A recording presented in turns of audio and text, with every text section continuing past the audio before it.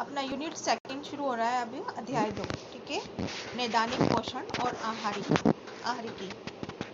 इसका अधिगम का उद्देश्य क्या है, इसका पढ़ने का उद्देश्य क्या है। इस अध्याय को पढ़ने के बाद शिक्षार्थी को क्या प्राप्त होगा। पहला चीज आ रही है नैदानिक पोषण आहारी के महत्व और कार्य क्षेत्र को समझ सकेंगे तथा उनका वर्णन कर सकेंगे। दूसरा आ रहा है नैदानिक पोषण विशेषज्ञ की भूमिका और कार्यों का वर्णन कर सकेंगे। तीसरा आ रहा है नैदानिक पोषण आहारिकी में जीविका कैरियर के लिए आवश्यक ज्ञान और कौशल को प्राप्त कर सकेंगे, ठीक है, समझ सकेंगे। ये आपको पता चली गया है कि अधिगम के उद्देश्य क्या है, नैदानिक पोषण से संबंधित, आहार से संबंधित, विशेषज्ञों के से संबंधित, उसका कैरियर से संबंधित, उसके बारे में जानकारी हमें प्राप्त हो जाएगी। अब प्रस्तावना पे आते हैं।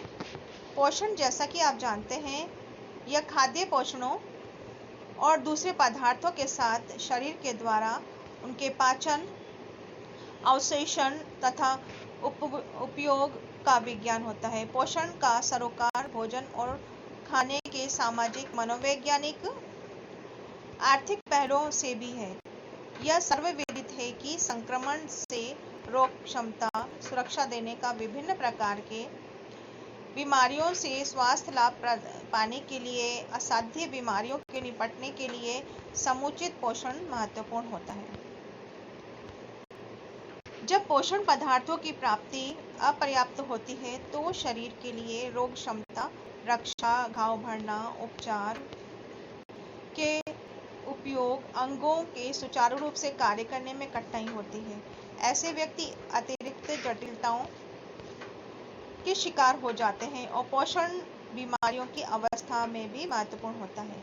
कुछ बीमारियों में पोषण व्यवस्था के उपचार में प्रमुख भूमिका निभाता है और कुछ में यह चिकित्सा के उपचार के पूरक का कार्य करता है। अब हम बात कर रहे हैं कि जो पोषण होता है, पोषण स्तर से कई चीजें हमारे शरीर को प्रभावित करती हैं।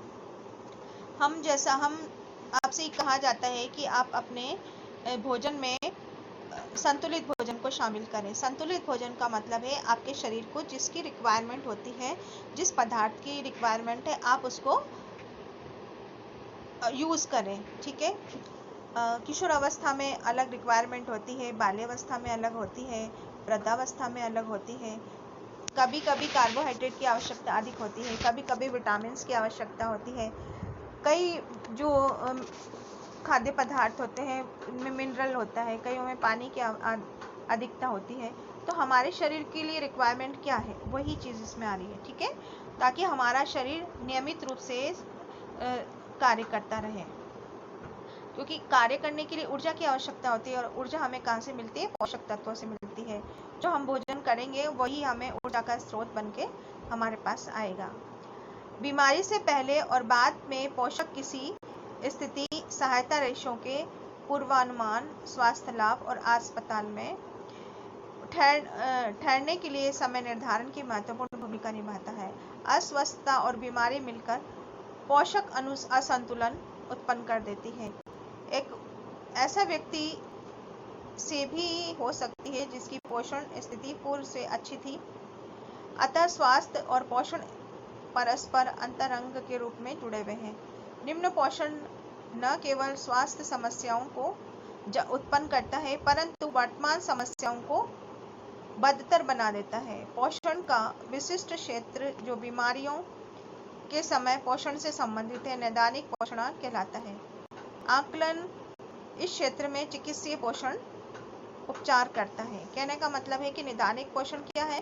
नैदानिक पोषण यह है कि जो पोषण हमारे स्वास्थ्य को बेहतर बनाता है, अच्छा बनाता है, समस्या लड़ने में मदद करता है, वो नैदानिक पोषण कहलाता है। ठीक है, इसका महत्व क्या है। पोषण की देखरेख में संपूर्ण विश्व के महत्व प्राप्त हुआ है।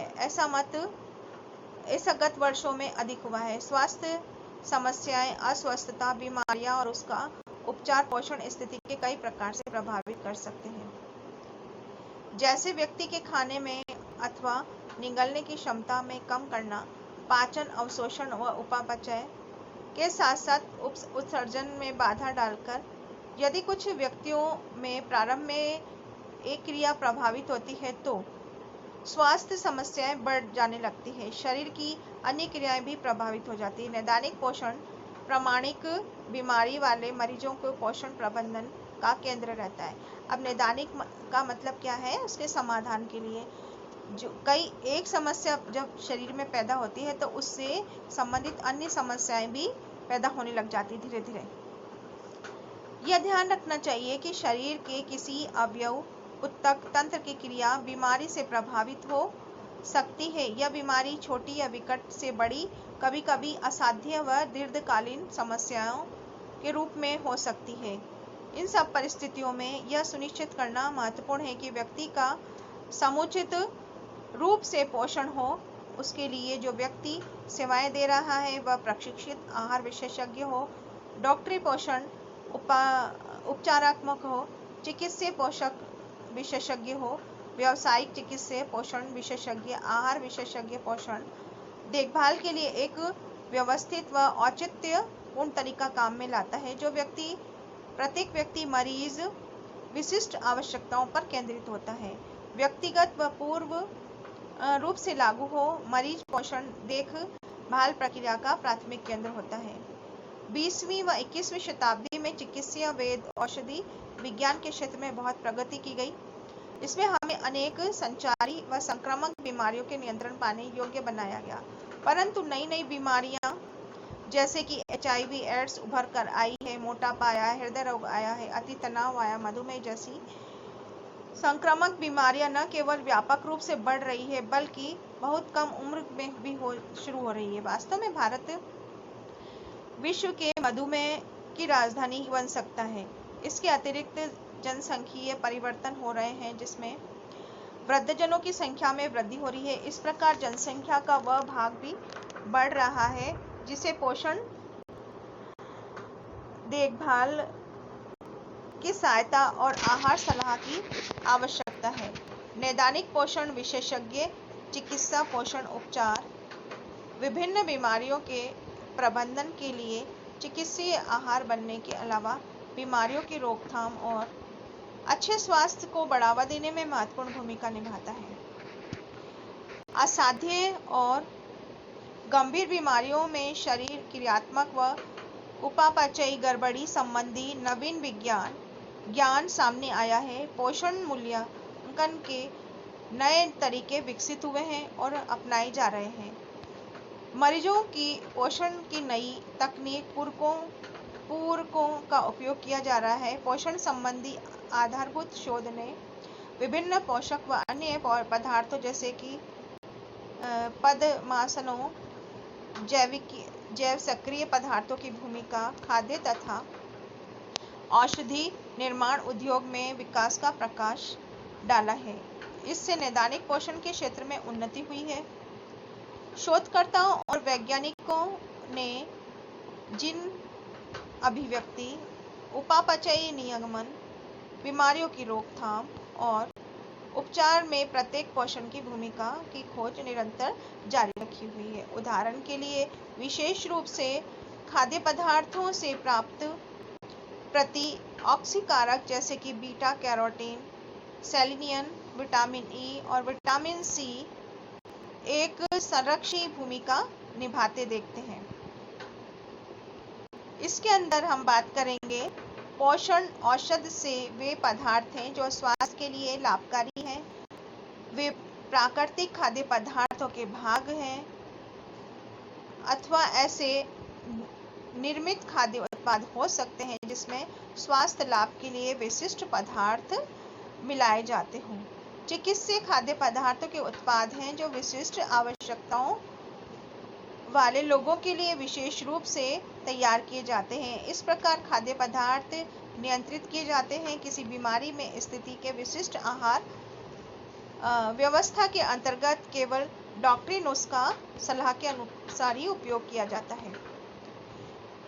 पादप रसायनक जैव सक्रिय यौगिक खाद्य पदार्थों में पाए जाने वाले ऐसे अवयव होते हैं जिनसे शारीरिक, क्रियात्मक और जैविक क्रियाशीलता होती है और स्वास्थ्य को प्रभावित करता है।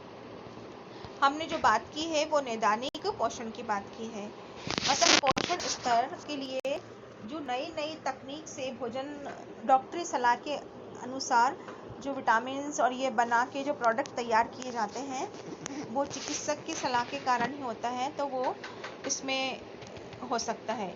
नेक्स्ट वीडियो में हम बात करेंगे मूलभूत संकल्पनाएं।